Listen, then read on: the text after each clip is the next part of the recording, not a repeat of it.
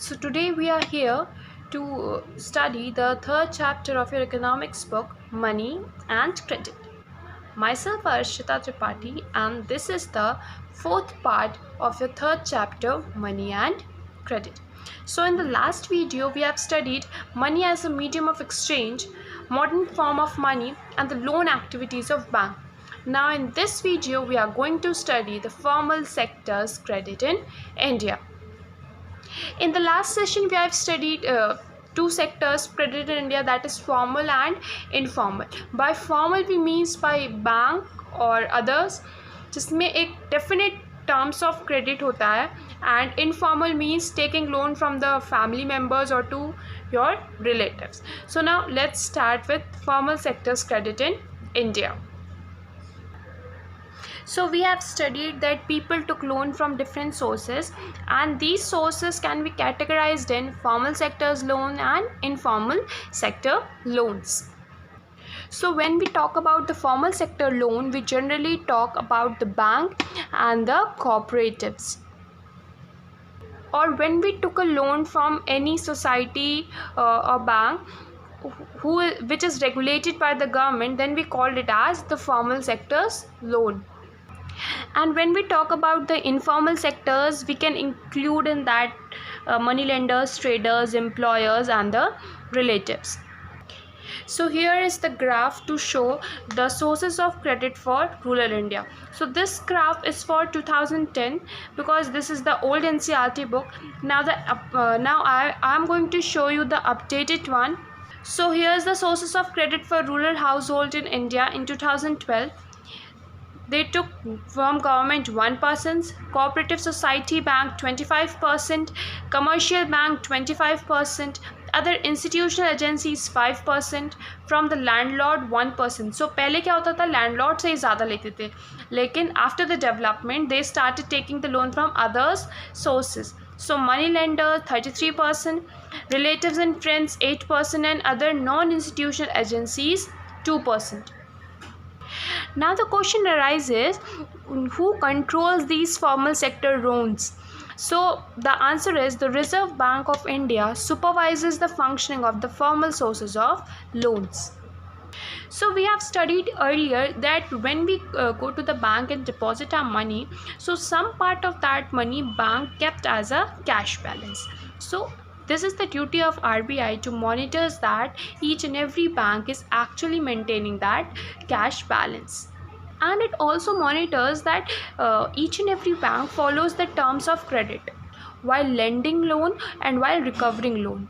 So RBI look after that the loan is not given only to the rich people. It means that not given to the people who want the loan only to earn profit, but it is also given to the people such as small cultivators, small scale industries, and the small borrowers. So these RBIs look after the activities of other banks too, and these banks submit all their records to the RBI as what they are, how much amount they are lending, at what interest, etc.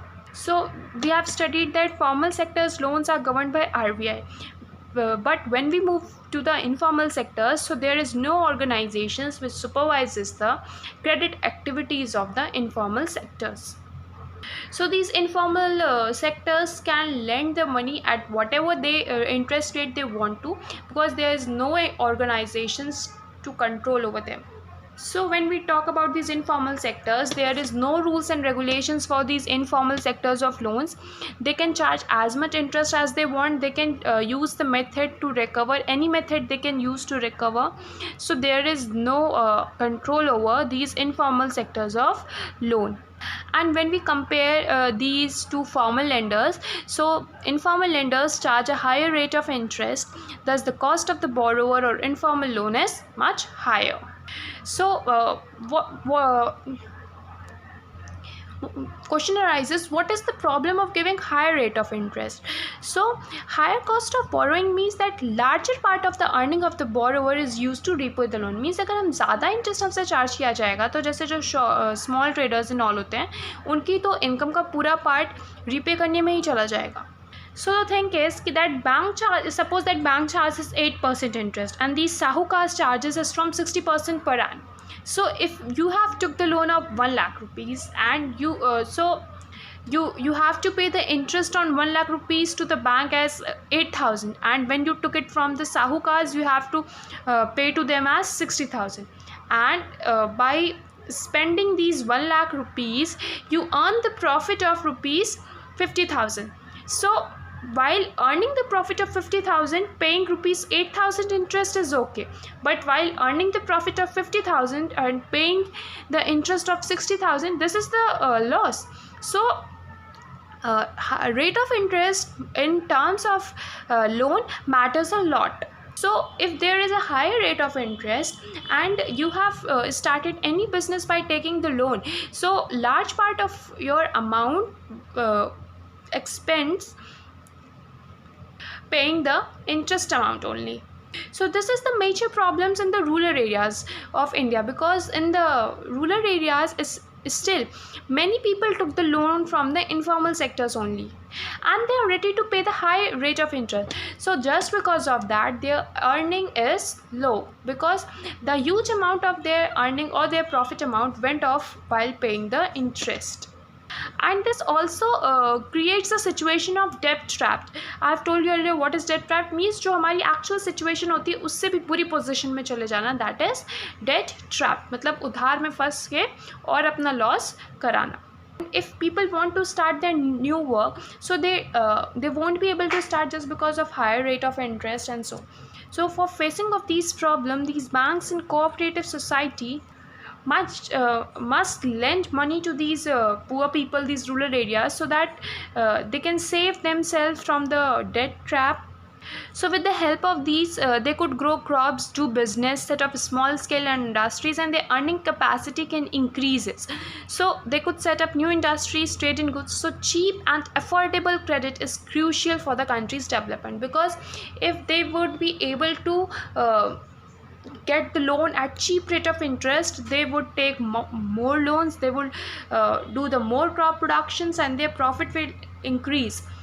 As a result, the development of the rural areas is possible. So now the question is formal and informal credits, who gets what? Means society के जो different part के लोग हैं वो किस area से loan लेते हैं. So graph 2 shows the importance of formal and informal sources of credit. So the people are divided into 4 groups in these, that is poor to rich or so on. So let's see to the graph. So in this graph they have divided the urban people in poor household with few assets, and well-off households, and the rich households. So we have rich people, upper middle class, lower middle class, and the poor people. So now we can see these this pink portion, that is 90%. So we can see the formal sector loan is a large amount is taken by the rich households, means rich people believe on the formal sector loans. Then 72% for the well-off households, and 47% to the household with few assets, and 15% for the poor households. So what we can see here is that as people fall down in the term of asset or in the term of money, their interest fall toward the formal sector loans. मतलब जो गरीब होते हैं, मतलब जैसे जैसे इनका income level कम होता जाता है, वैसे वैसे उनका रेट इंटरेस्ट एरिया मीन्स जहाँ से वो लोन लेना प्रेफर करते हैं would move on to the informal sectors of loan. So just you can see that poor household took loan from 85% from the informal sectors. So what we can see is that 85% of the poor people took loan from the formal sectors, and when we compare it to the rich people, that the rich people took only 10% loans from the informal sectors. So this we have seen in the urban sectors, and same pattern here you would see in the rural areas, that जो rich लोग होते हैं वो ज़्यादा formal sectors को prefer करते हैं for loan, and the poor people prefer to the informal sectors. So what does all this suggest? That first, the formal sector still meets only about half of the total credit needs of the rural people. The remaining credit needs are met from informal sources. So they suggest that कि आज की date में भी जो हमारा rural credit है वो उसका मेजर पोर्शन डिपेंड करता है इनफॉर्मल सेक्टर्स पे. So what we get is that bank must give the loan to the poor people, so that this process of high interest rate can be easily solved.